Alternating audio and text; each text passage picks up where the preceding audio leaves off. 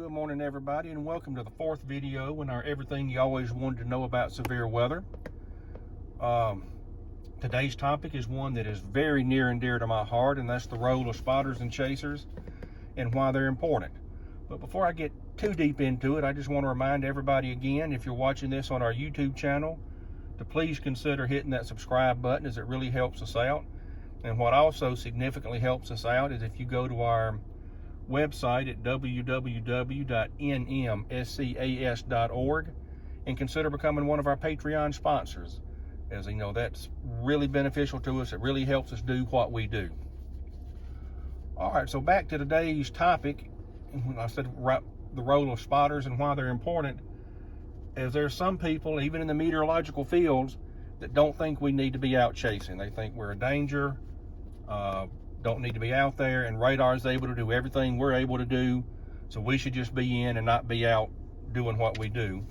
And with that, I'm going to very respectfully disagree and lay out my reasons for why here. And yeah, it is true. I remember back at the second video, I mentioned the role of radar and how it's used to detect severe weather. You know, seeing the hook echo, seeing the velocity, being able to see the debris being lofted by the tornado, you know, to go to a confirmed warning. But even with all the advances in radar, it still has very significant limitations.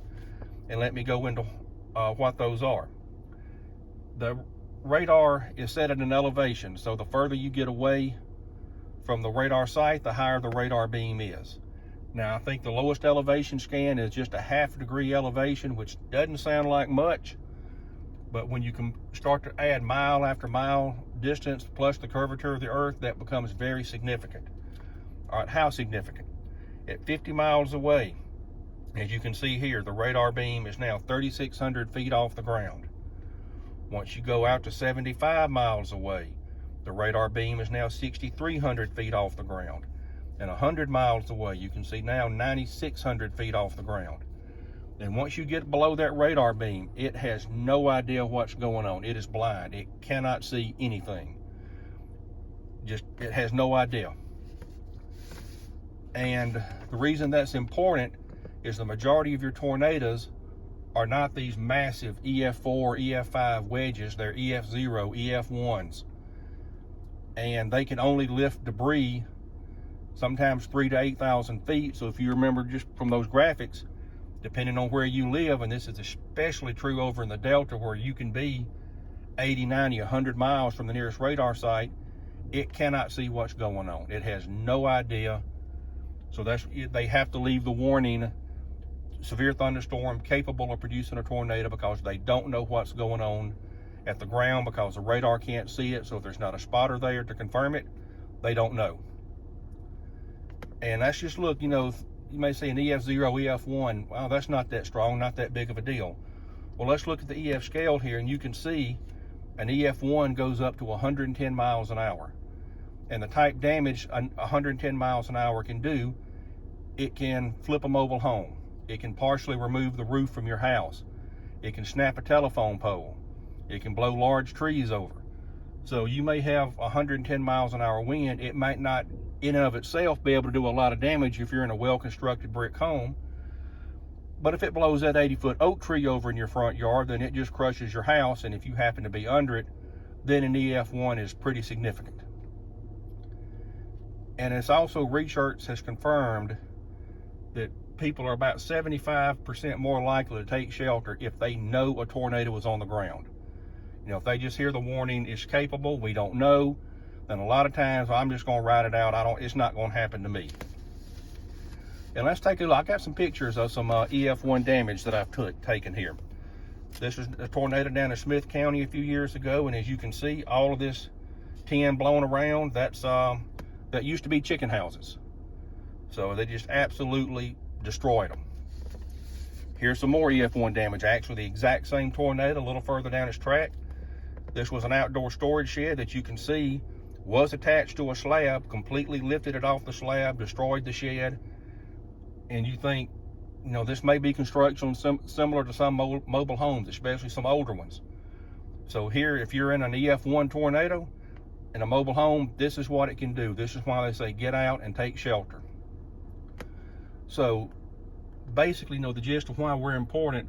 We provide ground truth for what's going on, because radar, only able to see up in the clouds, does not always know what's going on down on the ground. It just, like I said, cannot see it. So that's why we try to put ourselves in position so we can say, hey, here's what's going on. It's producing a tornado, it's doing damage, or hey, it's dropping baseball size hail, to make people more likely to take shelter. But now here's some of the things we look for when we're out chasing and spotting. First thing, obvious, funnel clouds. This was one I took over in Arkansas one summer day. I said it was a weak funnel, never touched the ground. Not a lot of strength to it, but it was there. But it was, like I said, in the Delta, a long way from a radar site. National Weather Service had no idea it was even there until I reported it in. Here's another one from Arkansas. Now this one did touch down, become a brief tornado, and I've actually got a picture of it later on in the video. Another example, a long way from a radar site. They could see the rotation, but that would be all they would be able to know. They just didn't know what was there. It was tornado warned though. So they could see the rotation, and they knew it was relatively tight and could be producing something. In this case, it was. But one thing, especially when you're out chasing, you have to be careful for are lookalikes. Not everything that's dropping down from a cloud is a funnel. This is a picture I took over Starkville a few years ago. And I'm gonna tell you, I had to do a double take 2 or 3 times to make sure this was not a funnel. Even though I strongly didn't think it was, because it was in the wrong part of the storm, wrong time of the year. But you can see it looks just like a funnel, even looks like it has some striations there at the top to make it look like it's rotating, but it wasn't. This was just an absolutely harmless scud cloud, but very easily could fool some people. All right, other things we look for when we're out chasing are wall clouds. And like I said, that's the updraft portion of the thunderstorm where the warm air is coming in. It condenses, it forms a wall cloud, and that's generally where you look for a tornado to develop, if it is. And now there's wall cloud. I've got several pictures I'm going to show you here to show you not all wall clouds look alike, and sometimes there's not a wall cloud. But here, this was one that was taken just east of West Point. This was one I took just west of Starkville one day. As you can see, it looks completely different from the other one, but it's just the lowered inflow updraft portion of the storm. Here's another one taken just north of West Point. West Point seems to be a popular location for these. Lower end of the storm there, this one was severe warned. It was not tornado warned. And as it crossed the highway, in just 10 minutes, it completely changed shape to what you see here. This is the exact same storm, exact same wall cloud, just 10 minutes later. But we also go out at night and try to find them. And see, here's a wall cloud on a storm just south of Starkville. Only way I could see it was when the lightning illuminated it. But it was there. And this one didn't do anything, but you never know. Here's one taken back in mid-February of this year. And now this one, I did not report this as a wall cloud because I couldn't really tell, but if you look just to the right of the railing, you can see where it lowers down toward the surface of the earth. So I could tell it was lowering, and that's what I reported. It said definite lowering, possible wall cloud, cannot tell for sure. And just in case you were wondering, just a little bit of a neat addition to this, if you look back from that lowering area back across the street sign over the traffic, you see that big clouds coming in. That's called an inflow ban, or as we sometimes call it, a beaver tail. And that is all the warm, moist air coming into the inflow of the storm, forming the updraft. And that's also can be another clue you can look at that the storm is strong, it's organized, it's got its act together.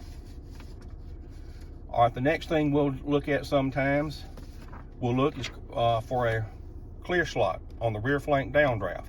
I know you've seen this picture of a tornado before several times, but what you can see in the area I've highlighted in red is that area that's just cut out of the clouds, and you can see the sunshine, it's a lot lighter.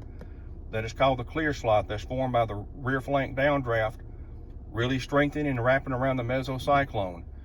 Now, in this case, the tornado had already developed, obviously, but as you can see, but sometimes they will form this clear slot right before the tornado develops. So if we can see that, that's definitely something to report that, hey, this storm may be very, very close to producing a tornado. All right, but not everything we look for is tornado related in a storm. As you can see, this picture here is a shelf cloud. And this forms on the downdraft side of the storm, or the leading edge of the storm, where all the wall cloud and the tornado are on the back edge. The updraft portion of the storm, this is on the downdraft. Now, these have absolutely nothing to do with the tornado. Some people, you know, they don't like them. They think they're scary. They're a harbinger of bad weather, and that's not the case. I said they form from the downdraft rushing down from the storm, and they can be indicative of strong straight line winds. That's usually when we see a shelf cloud like this, not always severe, but significant straight line winds, you know, 30, 40 miles an hour, then it could be up 70, 80 if it's a severe storm. But all this shelf cloud is indicative of that it's got a strong downdraft in the thunderstorm. But that's it. You know, sometimes you'll really enjoy the downdraft of a storm, especially on these hot summer days, 95 degrees. You hear the thunder rumbling, all of a sudden the wind picks up and the temp drops 25 degrees in a matter of seconds. That's the downdraft of the storm. You know, it's coming from 30, 40, 50,000 feet up. The air's well below freezing. What crashes down, and as it comes down, it condenses and forms a shelf cloud, and then comes out and cools everybody off. But the reason most of us got into chasing, the reason most of us are, you know, you may be interested in our team, is tornadoes. So let's just talk about what we report and we'll see on them. Now, I know when you think of a tornado, you think of the Tuscaloosas, the Smithsvilles, the Lewisvilles, the Yazoo Cities, those big, massive, destructive wedges that just Ef4, Ef5 and just destroy everything in front of them. But fortunately, those F4s, Ef4s, Ef5s are about 1/10% of all tornadoes. They are the very, very rare exception to the rule. So let's talk about your typical tornado. Your 99.9% of tornadoes. They're on the ground, they're about 200 yards wide. They're on the ground for less than 15 minutes and they cover less than 6 miles. You know, 90-something% of them are Ef0s, Ef1s. And like I said, those can still do damage, as you saw in the pictures earlier. But, you know, they're not these road grader storms that just reduce everything to a slab. So, still obviously need to take shelter. They can still do a lot of damage, cause a lot of death. But I just didn't want everybody thinking, you know, every time a tornado forms, it's a Tuscaloosa or it's a Smithville.